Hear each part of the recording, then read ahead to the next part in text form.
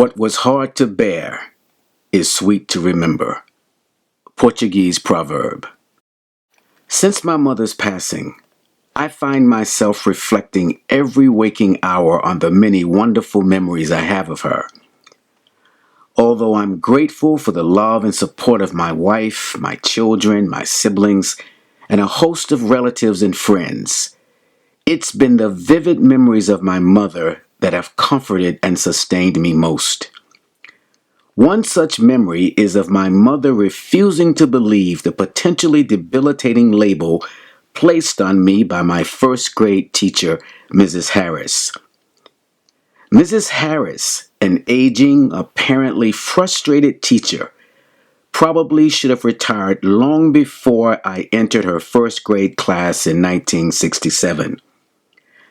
Not a day went by that I didn't feel her wrath. I became so accustomed to her wooden paddle walloping my backside that I began to believe I was bad, and perhaps Mrs. Harris's paddle could make me good.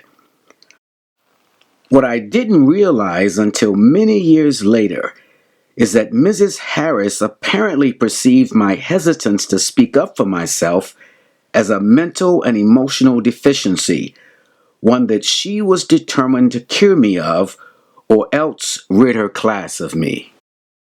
I often reflect on how the old buzzard's perception could have caused me to take a dramatically different course in life had my mother believed the hastily written note she safety pinned to my jacket one day at dismissal time.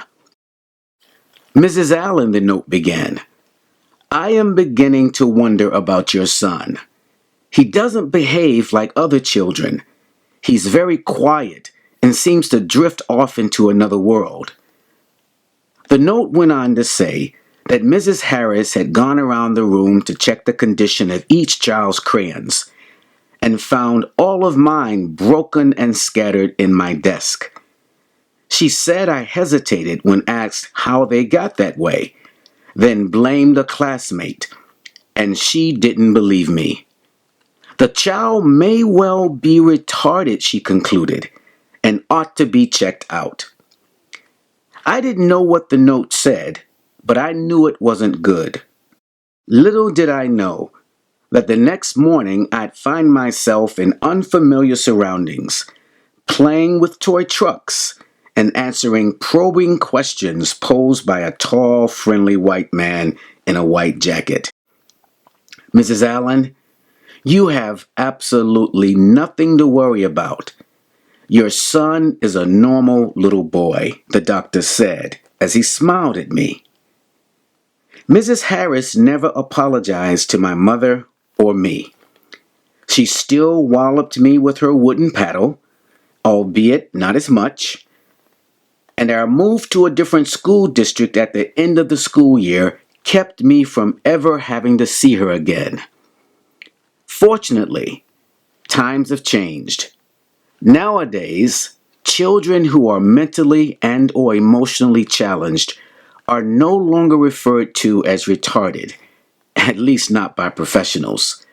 But many children are unfairly labeled with a plethora of other dysfunctions, some real and others not so real.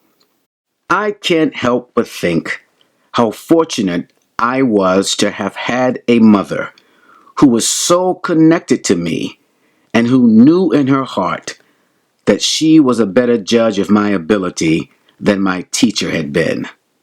Sadly, for many children today, that is not the rule, but the exception.